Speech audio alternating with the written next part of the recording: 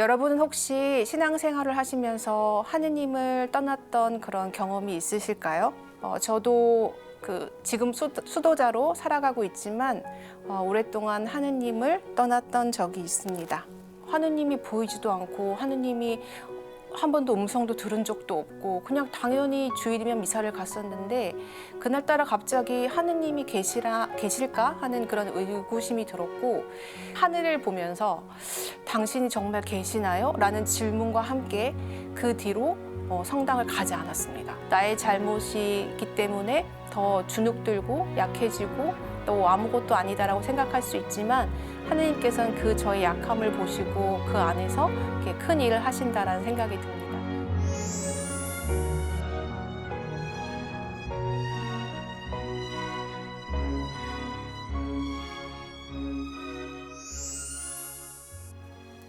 안녕하세요. 평화방송 시청자 여러분. 여러분과 함께 사순특강을 진행하게 될 성령 선교 수녀회 김미진 베니아 수녀입니다. 처음 사순특강을 진행해달라는 PD님의 연락을 받고 사실 좀 며칠 동안 고민을 많이 했습니다. 제가 이렇게 강의를 많이 해본 경험이 있는 것도 아니고 또 어떤 이런 성서학 전공이나 또 영성신학 전공 이런 사람이 아니어가지고 좀 어떻게 잘할 수 있을까? 또 이 사순특강을 시청하신 여러분에게 또 귀한 시간 내주셔서 시청을 하시는데 제가 이렇게 할 수 있을까라는 그런 걱정과 두려움이 많이 있었습니다. 근데 피디님께서 그냥 수녀님이 경험하신 것, 또 수녀님께서 이렇게 생활하시면서 체험하셨던 것들, 또 수녀님의 밝음을 이렇게 나눠주셨으면 좋겠다 그렇게 말씀을 하셔가지고 그러면서 또 마지막에 이제 제가 어쩔 수 없이 네 하겠습니다라고 대답할 수 있었던 것은 수녀님의 밝음은 수녀님의 것이 아닙니다. 그렇게 피디님께서 말씀을 하셔서 제가 기꺼이 용기를 내서 이 자리에 섰습니다. 그러면 이 시간을 성령께 맡기면서 시작기도로 사순특강을 시작하도록 하겠습니다. 성부와 성자와 성령의 이름으로 아멘. 참 좋으신 주님, 오늘 이 시간을 허락해 주시고 함께 나눌 수 있는 은총 주셔서 진심으로 감사드립니다. 사순 시기를 보내고 있는 저희들을 축복하여 주시고 당신의 십자가를 통해 저희의 죄를 용서해 주시고 다시금 새로 태어날 수 있게 해주셔서 진심으로 감사드립니다. 이 사순 시기 주님의 은총을 더욱 깊이 묵상하고 우리 각자의 삶 속에서 기쁘게 살아갈 수 있도록 이끌어 주소서. 이 모든 말씀 우리 주 예수 그리스도를 통하여 비나이다. 아멘. 네, 이번 나눔의 주제는 이렇게 화면에 보이시는 것처럼 용서하시는 하느님이라는 주제로 정해보았습니다. 여러 주제 중에 제가 이 용서하신 하느님을 여러분과 함께 저의 체험을 통해서 나누고 싶습니다. 여러분은 혹시 신앙생활을 하시면서 하느님을 떠났던 그런 경험이 있으실까요? 정말 열심히 하신 분들은 한 번도 그런 생각 없이 쭉 하느님을 만나고 또 기쁘게 체험하시고 또 어려움 중에서도 하느님을 찾고 하시는 분도 계실 것 같고요.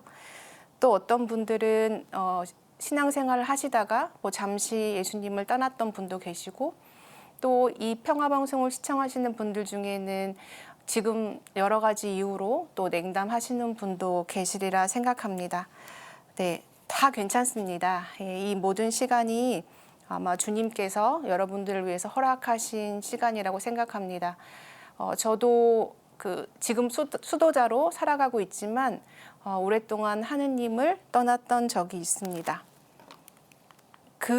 저의 체험을 여러분들과 이 시간 한번 나누고 싶습니다. 세 번째 슬라이드를 보시면 하느님이 부르시는데도 열심히 달려서 뛰어가는 모습이 보이시죠? 아마 이게 저의 모습인 것을 이제 저희 나눔을 통해서 아실 수 있을 것 같습니다.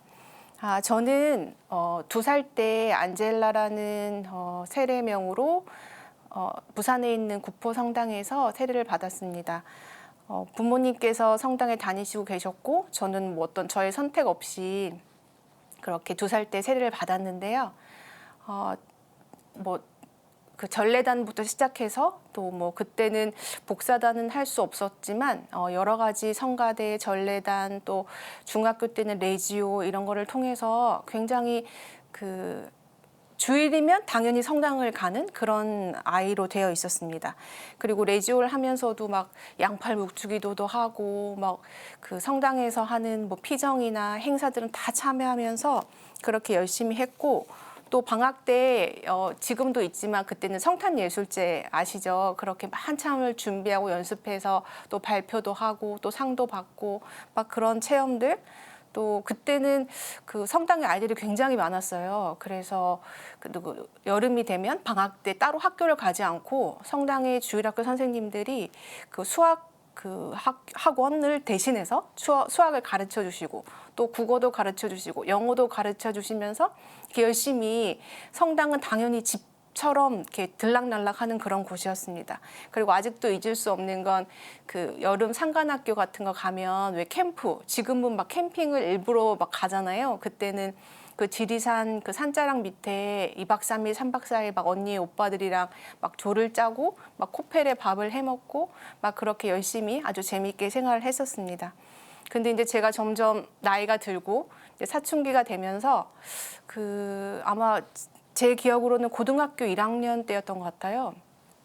갑자기 그렇게 주일이면 매번 성당을 가던 저였는데 하느님이 계시나 하는 그런 이렇게 질문들이 생겼어요. 하느님이 보이지도 않고 하느님이 한 번도 음성도 들은 적도 없고 그냥 당연히 주일이면 미사를 갔었는데 그날따라 갑자기 하느님이 계실까 하는 그런 의구심이 들었고 그때 제가 그 아직도 기억나는데 하늘을 보면서 당신이 정말 계시나요? 라는 질문과 함께 그 뒤로 성당을 가지 않았습니다. 지금 생각해 보면 그 고등학교 1학년의 마음에서 어떤 그런 생각이 들었을까 조금 의심스럽기도 하고 좀 재밌다 이런 생각이 들긴 한데 그때는 너무 그게 진심이었고 그 뒤로부터 고등학교 1학년 때부터는 성당을 가지 않고 뭐 주일미사 참례도 안 가고 막 제 마음대로 그렇게 생활했던 것 같아요. 근데 그거를 지금 돌이켜 보면 루카복음 15장 12절에 나오는 그 둘째 아들의 삶을 살지 않았나 싶은 생각이 듭니다. 아버지께 저의 유산을 달라고 얘기하고 집을 나갔던 그 둘째 아들의 모습이 어쩌면 저의 모습이지 않을까라는 생각이 들었습니다.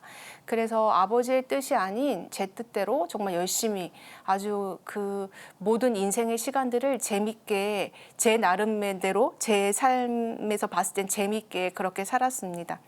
그래서 그러면서 제가 무엇을 하고 싶을까 그런 그냥 고민을 했었는데요. 사실 저는 이제 고등학교 때 막 열심히 공부하는 그런 학생은 아니었고 막 그 특별 활동으로 방송반을 했었어요. 그런데 방송반에 그 막 목소리가 이렇게 DJ로 막 점심시간에 방송이 되고 이런 부분들이 너무 재밌는 거예요. 그래서 저는 그러면 어떤 성우가 되고 싶다. 그냥 막연히 그런 생각이 들었고 그 성우 중에서도 이런 애니메이션 그런 성우가 되고 싶다라는 아주 그냥 당찬 그런 생각을 했었습니다. 그래서 그럼 성우가 되려면 어떻게 해야 되나 막 여기저기 알아보던 끝에 그러면 성우가 되려면 연극영화과를 가서 연기를 하면 정말 이렇게 만화 영화에 출연하는 막 그런 성우가 되지 않을까. 아무튼 그런 막 부푼 희망을 가지고 지금 생각해 보면 그때 20살 때 그 KBS 라디오 성우 시험도 그냥 막 원서를 내 가지고 아무 준비도 안 됐는데 어떻게 시험을 보지? 막 궁금해서 막 이렇게 막 응시도 하고 또 시험도 보러 갔던 그런 생각이 나는데요. 그래서 이제 그럼 연극영화과에 들어가자. 그래서 막 열심히 입시 준비를 하고 연극영화과에 들어갔습니다. 근데 이제 들어가서 성우가 되자 이렇게 생각을 했는데 연기를 하다 보니까 이 연극 배우의 삶도 너무 저한테는 재밌는 거예요. 목소리 연기만 아니라 이렇게 몸으로 같이 하는 그런 연기들이 너무 재밌어가지고 아, 그러면 나의 꿈을 또 바꿔야겠다. 막 그렇게 생각을 해서 그러면 연기를 하면 어떨까? 그런 마음이 들었습니다. 그래서 이제 연기를 하기 시작했고, 학교는 다 마치지 못하고 그래도 연극을 계속 하고 싶어서 이렇게 극단에 입단하게 되었습니다. 그래서 그 극단에 입단해서는 거기는 이제 단체로 생활하는 그런 극단이었는데, 거기서 이제 같이 먹고 자고 하면서 공연을 만들고, 또 배우 하면서도 또 이제 뭐 소품이나 조명이나 의상팀으로 또 이렇게 같이 하면서 이렇게 전국의 공연을 다니는 그런 아주 좀 큰 극단이었어요. 근데 처음에 이제 들어갔을 때는 잘 모르니까 그냥 작은 단역부터 시작했어요. 뭐 대사 한마디, 뭐 안녕하세요, 뭐 지나가는 행인으로 시작을 했다가 이게 점점 1년, 2년 지나면서 조금씩 대사도 많아지고 좀 중요한 그런 배역도 맡게 되었습니다. 그러면서 너무 재밌는 거죠. 왜냐면, 아, 내가 생각하는 삶이 정말 이거다. 내가 연기를 하다가 무대에서 죽는 것이 나의 어떤 삶의 목표가 아닐까. 막 그렇게 생각이 들면서 너무 만족해서 살았습니다. 아마 그 모습은 그 둘째 아들의 모습, 되찾은 아들의 비유에 나오는 둘째 아들이 막 돈을 흥청망청 쓰면서 자기가 하고 싶은 그런 삶을 살았던 어떤 그런 저의 모습. 물론 그게 아버지가 주신 그 유산이 아니지만 하느님께서 주신 그 귀한 시간들, 그 선물들을 저의 재능들을 그냥 제가 하고 싶은 대로 썼던 그 둘째 아들의 모습이 아니었나 지금 생각해 보면 그렇습니다. 그래서 이제 저의 이제 꿈은 무대에서 이제 마지막 대사를 치다가 죽는 것이다. 그렇게 생각을 했는데 이제 어느 날부터 이제 큰 사건이 생기기 시작했습니다. 이제 그때 생각해 보면 지방 공연 갔었어요. 지방 공연을 갔었는데 제가 조금 중요한 이런 그 배역을 맡아서 그 큰 무대에 어떤 남자 배우랑 둘이서 같이 대사를 이렇게 주고받는 그런 씬이었습니다. 그런데 처음엔 잘했죠. 근데 갑자기 제 머리가 하얗게 되면서 그 어떤 대사를 해야 되는지도 모르는 그런 상황이 온 거예요. 그래서 갑자기 머리가 하얘지면서 이제 점점 백지가 된 거죠. 그런데 지나고 나서는 알았지만 그 당시에 2페이지의 대화를 넘어가 버리고 그 남자 배우와는 정말 눈을 멀뚱멀뚱 뜨면서 그냥 아무 대화 없이 그냥 막이 내려진 거예요. 그래서 너무 그때 놀랍고 이게 나에게 무슨 일이지? 그런 생각이 들고 그 상대의 배우에게 너무 미안하고 또 관객들은 그 대화 내용을 모르지만 나 빼고 모든 사람들이 다 알고 있고 이게 나한테 무슨 일이 이렇게 일어나지? 하는 그런 굉장히 충격적인 사건이 저에게 있었습니다. 그러면서 그 다음 또 다른 공연을 갔는데 무대에서 아무도 제 다리를 걸지 않았는데 제가 그냥 무대에 등장하면서 내가 내 다리에 걸려서 넘어지는 또 그런 일들이 있었어요. 그게 모든 대사를 잊어버린 일주일 후에 또 일이었거든요. 누가 다리를 걸지 않고서야 내가 무대에 들어가면서 넘어졌으니까 또 그 대사를 또 다 잊어버린 거예요. 그래서 어떻게 이런 일이 나에게 있나 이렇게 막 고민을 하고 이게 맞나 싶은 또 그 시점에 또 이제 저희는 배우도 하면서 아까 말씀드렸듯이 스텝도 같이 했다고 말씀드렸잖아요. 그래서 제가 무대에서 이렇게 조명을 설치하는 어떤 친구를 도와주기 위해서 밑에서 이제 그 조명을 설치하는 클립이라는 걸 같이 이렇게 걸어서 올려주고 있었는데 그 친구가 그거를 설치하다가 손을 놓치는 바람에 그 클립이 제 머리로 떨어져서 그게 굉장히 무거운 쇳덩이거든요. 그게 머리에 떨어지면서 그 피가 주르르 흐르고 막 119에 실려서 병원을 갔던 또 그런 사건도 한 달 만에 다 이루어졌습니다. 그러면서 점점 이제 무대에 서는 것이 두려워졌고 또 이렇게 뭔가를 대사를 또 잊어버리면 어떡하지? 또 등장하다가 또 넘어지면 어떡하지? 그냥 그런 생각들로만 가득 차서 무대에 서는 게 너무 어렵다 그런 생각이 들었던 시기가 있었습니다. 그러면서 제가 그러면 내가 생각했던 이 내 인생의 마지막 목표는 무대에서 죽는 것인데 그거 말고 다른 길이 있나? 사실 그때도 제가 다시 하느님을 찾지 않을 때였거든요. 계속 냉담하고 있었고 하느님이 있어? 막 이렇게 하고 있을 때였는데 그런 충격적인 그런 사건이 있으면서 제가 갑자기 또 여행을 가면 나의 미래를 왠지 누군가가 알려줄 것 같다. 그런 그냥 제 마음에 이렇게 움직임이 있었어요. 그래서 사실 연극하면서 모아놓은 돈도 없었는데 막 겨우겨우 아르바이트를 한 2달 정도 해서 모은 그 한 100만 원도 안 되는 그 돈으로 처음에는 이제 태국으로 이제 여행을 떠났습니다. 왜 태국 그 배낭 여행의 성지로 태국에서도 많은 이렇게 젊은이들이 많고 막 배낭여행 많잖아요. 그때는 뭐 핸드폰이 돼서 스마트폰이 돼서 뭐 구글을 검색하거나 이런 것도 아니고 그냥 책으로 뭐 동남아 여행 100배 즐기기 막 이런 거를 각 나라별로 찢어서 다녔던 그런 시절이었거든요. 그래서 2006년도에 배낭을 메고 혼자 여행을 떠나게 됐습니다. 그래서 처음 이렇게 맞는 그 자유 같은 느낌? 막 여러 군데를 다니고 사람들을 만나고 또 친구를 만났다가 또 헤어졌다가 하면서 그때 이제 태국 시작해서 베트남, 라오스, 캄보디아를 거쳐서 이제 한 달 반 정도 여행을 했어요. 그리고 이제 한국으로 돌아갈 그때쯤에 정말 우연찮게 어떤 그 여성분을 만났는데 그분은 인도에서 잠깐 이제 태국으로 이렇게 비행기가 레이오버라고 하죠. 멈춰서 한 이틀 정도 있다가 이제 돌아가는 그분이었는데 그분이 태국에서 그 숙박을 하는 동안 그 큰 배낭을 다 잃어버린 분이셨어요. 그래서 그 기사가 그 배낭을 다 훔쳐가서 아무것도 남지 않은 그런 분이셨는데 저를 만나면서 저한테 갑자기 그러시는 거예요. 그분이 나보고 지금 당장 인도에 가면 어떻겠냐. 인도는 정말 큰 깨달음을 주는 곳이다. 그렇게 설명을 하셨고 지금 내가 큰 배낭을 다 잃어버렸지만 그거는 아무것도 아니다. 이렇게 인생을 배울 수 있는 곳이기 때문에 지금 당장 인도로 떠나라. 저한테 처음 보는 사람인데 저한테 그런 얘기를 했어요.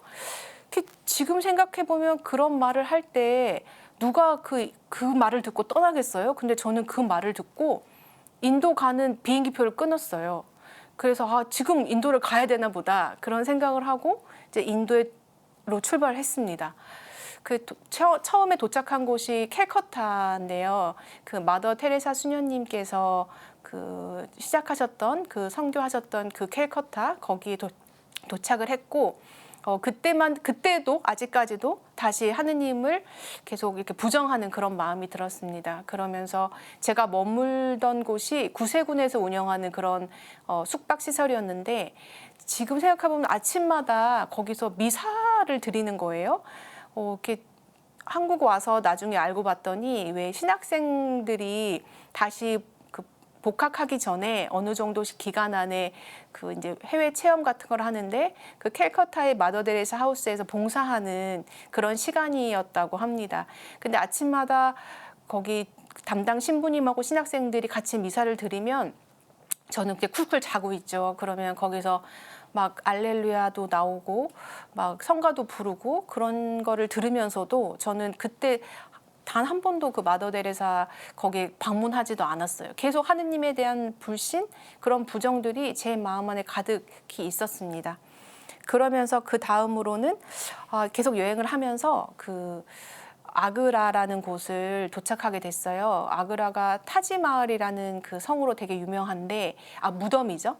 거기로 되게 유명한데 그곳에 가고 싶다라는 그냥 막연한 생각에 이제 표를 끊어서 도착을 했는데 보통 인도 기차는 되게 연착이 많이 돼요. 그래서 한 새벽 4시 반에 도착한다고 스케줄표에 나와 있어도 한 8시나 9시쯤 낮에 도착을 하니까 그 생각만 하고 이제 새벽 4시 반 도착하는 그 기차표를 끊었습니다.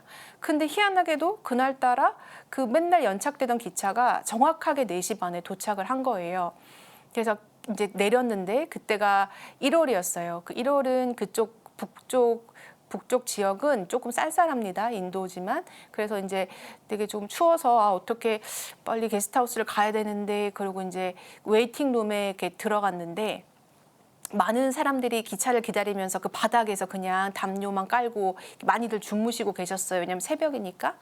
근데 이제 거기서 어떤 여자분이 저를 이렇게 손짓을 하시는 거예요. 이렇게 부르시는 거예요. 그래서 갔더니 저보고 옆에 그 쉬는 데로 가자. 여기는 사람이 너무 많다. 그러시는 거예요. 그래서 옆으로 이제 옮겨갔어요. 근데 그 옆에 광장에는 그 방에는 아무도 없었고 그 원래 거기는 그 최고의 승객들만 이렇게 머물 수 있는 그런 웨이팅 룸인데 그 검표하는 분이 주무시고 계시는 거예요. 새벽이라서. 그래서 여기 들어가도 되나? 막 그랬는데 근데 그분이 괜찮다고 이렇게 들어오라 같이 들어가자고. 지금 생각해보면 그분이 왜 저를 부르셨는지 모르겠지만 어쨌든 그 여자분을 따라서 그 방으로 들어갔고 그분이 이렇게 그 의자에 앉기 전에 그 망토를 하고 있었어요. 숄 같은 걸 하고 있었는데 그걸 딱 벗는 순간 인도 수녀님이신 거예요. 그러면서 저는 깜짝 놀랐죠. 왜냐면 이렇게 저처럼 베일을 쓴 인도 수녀님이 계셨고 인도는 힌두교 국가인데도 수녀님이 계시는구나 그런 생각으로 인사를 했더니 자기는 마리아라고 하시는 거예요. 그러면서 저는 그 안젤라예요. 이렇게 하고 이제 서로 이렇게 인사를 나누고 둘이 아무도 없는 그 공간 안에 둘이 이렇게 앉았습니다. 이렇게 앉았는데 그분이 이제 저는 이제 한국에서 여행을 하는 사람이고 근데 갑자기 왜 그분이 아마 수녀님이니까 그런 얘기를 했겠죠. 하느님이 정말 계신지 잘 모르겠어요. 그냥 그 말이 그냥 안 되는 영어로 막 이렇게 나왔어요. 그랬더니 그분이 제 손을 이렇게 딱 잡으셨는데 그 순간 그 공간이 하늘에서 빛이 제 머리로 이렇게 떨어지면서 끝도 없는 통회와 회개의 눈물이 흘렀습니다. 그러면서 제가 고등학교 1학년 때 그때 당신이 정말 어디 있습니까? 당신이 정말 계십니까?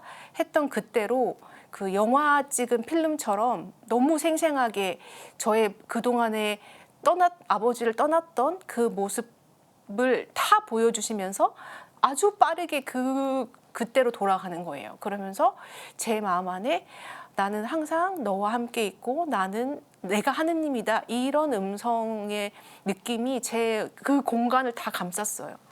너무 큰 은총의 체험을 했고 끝도 없는 그 회개의 눈물이 이렇게 흘렀습니다. 그런데 이제 그 수녀님이 이렇게 딱 손을 놓으시면서 이렇게 싱긋 웃으셨어요. 그러면서 한국에 돌아가면 수녀원에 가보면 좋겠다. 그런 얘기를 하셨고 저는 한국으로 돌아왔고 정말 여러 선교 수녀회 이렇게 검색하고 하면서 지금 제가 성령 선교 수녀원에 입회를 해서 살아가고 있습니다. 근데 정말 너무 또 감사하게도 제가 인도에서 했던 그 경험들은 저에겐 정말 소중하고 정말 용서하시는 하느님을 체험한 그런 시간이었고 제가 종신서원을 하고 인도에 한 3년 정도 또 이렇게 선교를 다녀오게 됐어요. 오랫동안 살고 계신 수녀님들에 비해선 선교사들에 비해선 짧은 시간이었지만 저도 이제 다시 인도에 가게 됐잖아요. 그래서 이런 이야기들을 우리 성령 선교 수녀회가 있는 공동체를 이렇게 다니면서 이야기를 했는데 한 노수녀님께서 그런 말씀을 하시는 거예요. 근데 사실은 그 수녀님을 막 헤어지기 전에 제가 노트에 그 수녀님의 연락처랑 막 주소를 다 적었거든요. 근데 아무것도 기억이 안 나고 왜냐면 저도 그 가방을 인도에서 잃어버렸어요. 그래서 막 여권까지 다 잃어버린 상황이었는데 그때 마리아라는 이름만 기억이 났고 저는 그 수녀님을 정말 찾고 싶은 거예요. 그래서 제가 이제 인도로 다시 선교를 가서 만나는 수녀님들한테마다 이 공동체마다 이 이야기를 했고 그 수녀님을 정말 찾고 싶다 그렇게 말씀을 드렸더니 한 노수녀님께서 어쩌면 정말 성모 마리아께서 나한테 오신 게 아니었을까? 그런 얘기를 하시는 거예요. 그러면서 정말 그럴 수도 있겠다라는 생각이 점점 들면서 더 이상 이제 찾는 거를 포기하게 되었습니다. 네, 그렇게 저는 정말 용서하시는 하느님을 제 몸소 체험하면서 지금 이렇게 살아가고 있고 이렇게 수녀원에서 그 사도직에서 일하고 있습니다. 그러면서 저한테 루카복음 5장 31절에서 32절의 말씀이 이렇게 생각이 났어요. 건강한 이들에게는 의사가 필요하지 않으나 병든 이들에게는 필요하다. 나는 의인이 아니라 죄인을 불러 회개시키러 왔다. 이 말씀이 성경 말씀에서 정말 저에게 딱 맞는 그런 말씀으로 다가왔습니다. 그 아버지를 떠났을 때 저는 굉장히 병이 들어 있었고 인간의 눈으로 봤을 때는 뭐 사람들에게 주목을 받고 또 무대에 오르고 굉장히 화려하고 그렇게 보일 수도 있지만 그 모든 것이 하느님이 보시기에는 정말 제 스스로도 큰 죄인이었고 또 그런 죄인을 다시 주님께서 돌아오라고 용서하시겠다고 부르셨다는 그런 체험을 하고 있고 이렇게 기쁘게 여러분 앞에서 지금 제가 자랑을 하고 있습니다. 이렇게 항상 감사하는 마음으로 살면 얼마나 좋을까요? 그렇죠. 저도 자주 이런 태도나 생각들이 그 루카복음 15장 11절 말씀에 나오는 첫째 아들의 모습이 되고 맙니다. 그러면 여기서 제가 그 묵상 중에 다가왔던 둘째 아들이 첫째 아들이 되는 그런 과정에 대해서 또 한번 이야기하고 싶습니다. 네, 이 사진 보이시나요? 여기 보시면 그 둘째 아들이 아버지와 굉장히 따뜻하게 포옹을 하고 있는데 그 벽 뒤에서 옆에 가지도 않고 그 벽 뒤에서 그 이렇게 아버지와 아들을 째려보고 있는 그 첫째 아들의 모습, 어쩌면 그런 모습이 지금 또 저희들의 삶 안에서 용서하는 하느님을 만났지만 또 삶 안에서 저렇게 쳐다보는 어떤 그런 모습이 아닐까 그런 마음이 들었습니다. 그러면서 제 묵상 중에 받았던 그런 말씀을 나누고 싶은데요. 이제 아들이 돌아오고 나서 얼마나 기뻤겠어요. 그래서 온 마을이 잔치로 벌어지고 그 온 마을이 아주 축제로 가득합니다. 막 송아지도 잡고 새로운 옷도 입히고 얼마나 분주하게 그렇게 동네가 떠들썩하고 이렇게 손님들의 발길이 끊이지 않는 매일매일이 축제인 그런 상황인 거죠. 그런데 이렇게 기쁨과 행복의 시간들이 다가게 되면서부터는 둘째 아들이 잠깐 어떤 이렇게 두려움이 생깁니다. 자꾸 누가 와서 그럼 너는 그 아버지를 떠났을 때 어떻게 살았어? 그 아버지를 떠났을 때 그 돈은 다 어디에 썼어? 이렇게 물어볼 것 같은 어떤 두려움이 있기도 하고 너의 잘못들을 다 하나하나 낱낱이 얘기해봐 이렇게 할 것 같은 두려움이 생기기도 합니다. 그래서 둘째 아들은 어떤 그런 추악함이나 더러움을 다 덮어버리고 싶은 그런 유혹에 빠집니다. 그래서 항상 하느님께 좋았던 것들, 내 기억에서 이렇게 떼어버리고 싶지 않은 것들, 저 같으면 그 아버지를 떠났던 그 시간 말고 그 어렸을 때 정말 열심히 신앙생활을 했던 그때의 모습만 주님께서 기억해 주시면 좋겠고 그때 저의 모습이 완벽하다라고 그렇게 믿으면서 생활하고 싶은 또 아버지 곁을 떠나기 전에 성실했던 나로 그 모습만 기억하고 싶은 그런 유혹에 빠지기도 합니다. 그러면 가끔씩 그 아버지를 떠났던 그 기억들이 생각날 때마다 그때가 언제였지? 또 그런 적이 있었나라고 발뺌하기도 하고 또 그런 것들이 두려워서 내가 저지른 잘못들이나 그 하느님을 떠났던 10년의 그런 시간들을 좀 덮어버리기도 싶고 또 그거를 이렇게 가둬버리기도 싶은 그런 아주 유혹에 빠지기도 합니다. 그럼 어쩌면 이렇게 아버지 집에 사는 저는 또 여러분 중에서는 또 기쁘지도 않고 또 행복하지도 않고 또 슬프지도 않고 그 미지근한 그런 삶의 모습이 아닐까 생각합니다. 이런 모습은 어쩌면 큰아들의 모습이 아닐까 하는 마음이 듭니다. 이렇게 하느님께서는 그 손을 내어주시지만 이렇게 웅크리고 앉아서 다시 일어나지 못하는 그런 어떤 큰아들의 모습이 용서를 하시는 하느님의 체험을 하고 나서도 이렇게 반복되는 그런 생활 안에서 또 삶 안에서 이루어지지 않을까라는 생각이 듭니다.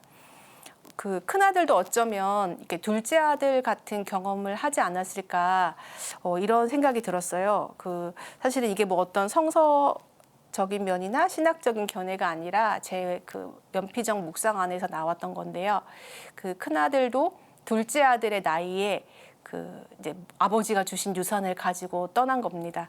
그래서 거기서 그 다 탕진을 하고 돌아왔음에도 불구하고 자기의 모습을 똑같이 한 그 둘째 아들의 모습을 보면서 본인의 모습이 보이는 거죠. 그래서 그 동생을 기쁘게 받아들이지 못하고 그 상대방의 모습을 보면서 겪었던 일들이 방황했던 시간들을 이렇게 부정하고 있진 않았을까라는 생각이 듭니다. 물론 작은 아들의 행동, 제가 하느님을 10년 넘게 떠났던 그런 행동이 물론 잘한 일은 아니지만 그 유산을 갖고 떠나지 않았더라면 그렇게 아버지를 배신하고 떠났던 그런 시간들이 없었더라면 그 용서를 받았을 체험을 했을까 하는 그런 마음이 들었습니다. 그렇기 때문에 우리가 살아오면서 지우고 싶은 기억들, 또 고통들, 또 상처들, 또 버림받은 그런 체험들이 하느님 안에서 우리에게 다 은총이지 않았을까라는 그런 생각이 듭니다. 그렇다면 이 일들을 왜 허락하셨을까? 이 물음에 그 사도 바오로가 고린토인들에게 보낸 첫 번째 말씀이 생각이 났습니다. 하느님께서는 지혜로운 자들을 부끄럽게 하시려고 오히려 세상의 어리석은 것을 택하셨습니다. 하느님께서는 강한 것을 부끄럽게 하시려고 세상의 약한 것을 택하셨습니다. 또한 하느님께서는 잘난 체 하는 것을 무력하게 하시려고 세상의 미천한 것과 멸시받는 것, 아무것도 아닌 것들을 택하셨습니다.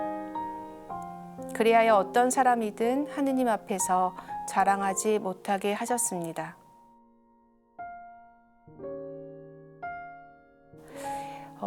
이 말씀을 이렇게 묵상하면서 정말 하느님께서는 그렇다. 우리가 생각하는 강함이 하느님 앞에서는 아무것도 아니고 또 우리가 생각하는 약함이 주님 안에서는 그분께서 일하시기 위한 어떤 큰 은총의 시간이 아닐까라는 생각이 들었습니다. 그러면서 다음에 말씀이 또 떠올랐습니다. 이 말씀은 고린토 2서 12장 10절에서 11절 말씀인데요. 다 함께 읽어보도록 하겠습니다. 그분이 내게 말씀하시길 너는 내 은총을 넉넉히 받고 있다. 그 능력은 허약함 가운데 완성되는 법이다 하셨습니다. 그래서 나는 그리스도의 능력이 내게 머물러 있도록 더욱더 기꺼이 내 약점들을 자랑하려 합니다. 그러므로 나는 그리스도를 위하는 일이라면 약점도, 오만 불선함도, 역경도, 박해도, 그리고 곤경도 만족하렵니다. 내가 약할 때 오히려 나는 강하기 때문입니다. 이 말씀에 큰 위로를 받고 여러분께서는 낙담하지 말고 또 슬퍼하지 말고 여러분의 고통과 어두운 부분들을 주님께 이렇게 말씀드리시는 그런 사순 시기가 되었으면 좋겠습니다. 그러면서 사실 제가 아까 제 체험을 나눴는데요. 그 중에서 조금 더 말씀드리고 싶은 내용이 있어서 또 제가 다시 어떻게 인도로 가게 되었는지 그 말씀을 드리고 싶어요. 사실 이거는 제가 이 오늘 강의를 준비하면서 생각했던 부분은 아닌데 이 말씀을 나누고 싶다는 막 강한 그런 느낌이 있어가지고 좀 나누고 싶습니다. 제가 그렇게 그 수녀님을 아그라에서 만나는 체험을 하고 이제 한국으로 바로 돌아왔으면 좋았을 텐데 제 욕심에 조금 더 인도 여행을 하자 그런 마음이 들었어요. 그래서 이렇게 남쪽으로 내려오고 싶다 그런 생각이 들었거든요. 그래서 남쪽으로 내려오는 버스를 이제 탔는데 그 버스에서 제가 이렇게 소지품을 다 분실하게 됩니다. 저 태국에서 만났던 그분처럼 이렇게 다 누가 이렇게 훔쳐간 거예요. 제 소지품을. 근데 이제 큰 가방은 아니었고 사실은 큰 가방을 훔쳐갔으면 정말 다행이었어요. 왜냐면 거기에는 옷밖에 안 들어 있었는데 제가 항상 이렇게 꼭 안고 이렇게 갖고 있던 그 안에는 나머지 돈도 들어있고 또 그 안에는 저 여권도 들어있는 아주 또 사진기가 들어있는 아주 소중하게 항상 제가 이렇게 앞으로 매는 배낭을 분실하게 됐어요.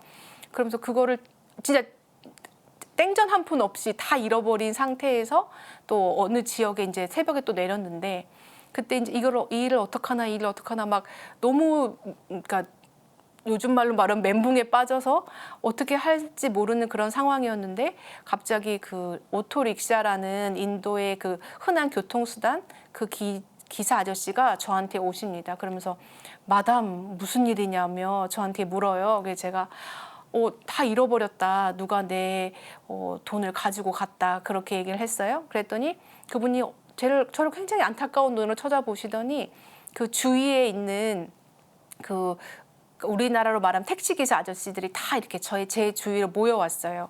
그러면서 막 그 지방 언어로 막 설명을 하는 거죠. 아마 제 생각에는 이 여자 혼자 여행을 하고 있는데 아마 돈을 다 잃어버린 것 같다. 우리가 도와줘야 되지 않겠냐. 너네 빨리빨리 돈을 조금 걷어라. 이러면서 저보고 손을 이렇게 내밀라고 하시는 거예요. 근데 그때 제 주위에 그 기사 아저씨들이 한 20분 정도 계셨거든요. 그분이 한국 돈으로 치면 1,000원, 500원, 100원, 막 2,000원 이렇게 막 모아주시는 거예요. 그러면서 저에게 돈을 이렇게 제 손에 주시면서 너의 지갑을 훔쳐간 사람은 한 명이지만 너를 도와준 이 많은 사람들을 기억해라.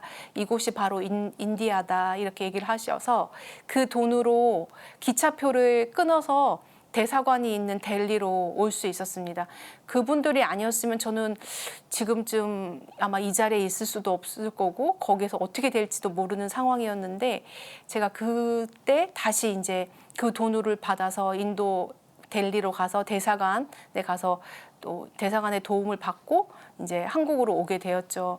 근데 제가 처음에 이제 우리 수녀원 성서 모임을 다녔을 때 우리 수녀회가 인도에서도 선교지가 있다는 걸 알았어요. 저희는 국제 선교 수도회고 각 나라마다 양성을 하고 이제 종신서원에 이제 자기가 원하는 나라, 세 나라를 이렇게 쓰는데 제가 마지막으로 인도를 청했습니다. 그래서 인도에서 3년 정도 체험을 하고 돌아올 수 있었는데 그때 갔던 곳이 뭄바이였어요. 뭄바이는 이제 남쪽에 있는 지역이고 제가 가방을 다 잃어버리고 남쪽으로 갔는데 거기서 여행이 끝났었거든요. 근데 이제 하느님 계획 안에는 저의 여행은 남쪽의 여행은 뭄바이부터 여행은 다시 선교지로 가면서부터 다시 시작되는 어떤 그런 체험들이어서 지금 생각해도 그때가 막 어제 일처럼 너무 확실하고 간절하고 막 너무 애틋한 그런 마음이 듭니다. 그러면서 루카복음 15장 말씀 안에서 하느님께서는 저희에게 이렇게 말씀하십니다. 얘야 너는 늘 나와 함께 있었고 내 것이 다 내 것이다. 그리고 나에게 와주어서 고맙다. 그래서 너에게 달려갈 수 있었다. 사실은 우리가 삶 안에서 또 얼마나 많은 잘못을 저지르고 또 넘어지고 약하게 그렇게 생활하고 있는지 모릅니다. 근데 그 모든 것이 하느님께서는 다 허락하시고 괜찮다고 말씀하시는 거죠. 그렇기 때문에 얼마나 받아들일 수 있는지 이것을 계속해서 나의 잘못이기 때문에 더 주눅들고 약해지고 또 아무것도 아니다라고 생각할 수 있지만 하느님께서는 저의 약함을 보시고 그 안에서 이렇게 큰 일을 하신다라는 생각이 듭니다. 저는 지금 파주에서 성매매 피해 여성들을 위한 지원센터에서 일하고 있습니다. 제가 인도에 갔다 온 지, 인도에서 한국에 돌아온 지 2022년도에 한국에 돌아오게 되었고 그때 다시 한국에서 파견된 곳이 성매매 피해 상담소입니다. 그래서 제가 만나는 여성들은 성매매 일을 하시다가 어려움 여러 가지 이유로 건강상의 이유나 또 다시는 이 일을 하고 싶지 않다 하는 그런 여러 가지 이유로 그런 집결지에서 있다가 나오시는 분들을 만나서 상담을 하고 또 지원을 해서 새로운 삶을 살 수 있도록 그렇게 하고 있고요. 사실 제가 오랜만에 수도복을 입었어요. 원래 제가 일하는 사도직 안에서는 사복을 입고 내담자들을 만나고 있고 탈성매매 하신 분들은 제가 사실 수녀인 것도 잘 모르시죠. 왜냐하면 어떤 도움받는 어떤 그런 입장이 아니고 같이 동등한 입장에서 이렇게 상담을 하고 또 조금 더 새로운 삶을 하기 위한 어떤 그런 과정으로 되어 있기 때문에 제가 수녀인 것도 모르고 그냥 이렇게 일하는 사회복지사 언니라는 칭호도 쓰기도 하고 선생님이라고 부르기도 하는데 그분들과 함께 이렇게 일하고 있습니다. 그러면서 그분들이 새롭게 생활을 하기 위해서 그 과거의 기억들, 본인이 겪었던 모든 경험들이 사실은 그거가 치유되는 게 쉽지 않아요. 그렇지만 그 안에서 또 제가 만나는 분들을 안에서 또 주님께서 활동하고 계시는 게 아닐까 그런 생각도 듭니다. 그래서 제가 강해졌을 때는 주님께서 하실 수 있는 일이 없는데 모든 약점 또 오만 불선함 역경 안에서 내가 약해져야지 주님께서 활동을 하시고 그래야지만 그 모든 것이 이루어질 수 있다라는 생각이 들고 제 사도직 안에서 하느님을 체험하는 그런 시간입니다. 네, 제가 준비한 내용은 여기까지입니다. 너무 많이 떨려가지고 이게 잘 사순특강이 진행이 됐는지 모르겠어요. 그렇지만 이 시간을 준비하면서 또 사순절을 보내면서 주님께서 저에게 베풀어 주신 그런 은총들을 다시 한번 돌아볼 수 있는 시간이었고 또 감사한 그런 체험의 시간이었습니다. 어떻게 저의 밝음이 여러분의 마음에 전해졌는지 모르겠습니다. PD님께서 말씀하셨던 게 다 전해졌을 수 있었으면 좋았다고 생각이 들고 부족하지만 끝까지 함께 해주신 평화방송 시청자 여러분께 진심으로 감사의 말씀 드리고요. 그러면서 제가 마침 기도로 제가 하느님께 돌아왔을 때 정말 눈물을 펑펑 흘리면서 들었던 그런 생활 성가인데요. 이게 이사야서 43장 18절에서 12절까지의 말씀, 그 말씀을 이렇게 노래로 생활 성가로 만들었습니다. 그래서 제가 이거를 피정 때도 가끔 틀고 또 너무 이렇게 마음이 주님께 가고 싶다 이럴 때마다 듣고 있는 그런 생활 성가인데요. 오늘 마지막으로 이 노래를 같이 들으면서 마침 기도로 하도록 하겠습니다. 그러면서 그 전에 제가 먼저 이 가사를 여러분께 한번 읽어드리고 싶어요. 그러면 다시 한번 이렇게 들으시면서 여러분께서 하느님께서 베푸신 여러분의 그 자리 또 그 은총 그 모든 것들이 이루어질 수 있었으면 좋겠습니다. 성부와 성자와 성령의 이름으로 아멘. 예전의 일들을 기억하지 않고 옛날의 일들을 생각하지 마라. 내가 너의 죄를 기억하지 않고 내가 너를 새롭게 하리라. 너는 내 손으로 빚어 만든 백성. 너의 죄가 나를 괴롭혀도 나는 너의 죄를 씻어주느니 내가 너를 새롭게 하리라. 보라, 내가 새 일을 하려 한다. 너의 갈라진 마음에 그 사막과 같은 땅에 길을 내고 큰 강을 내리라. 이미 내가 너를 통해 새 일을 시작했으니 너의 죄를 씻으니 잊었으니 이미 너는 새롭다. 이미 너는 새롭다. 영광이 성부와 성자와 성령께 처음과 같이 이제와 항상 영원히 아멘. 성부와 성자와 성령의 이름으로 아멘.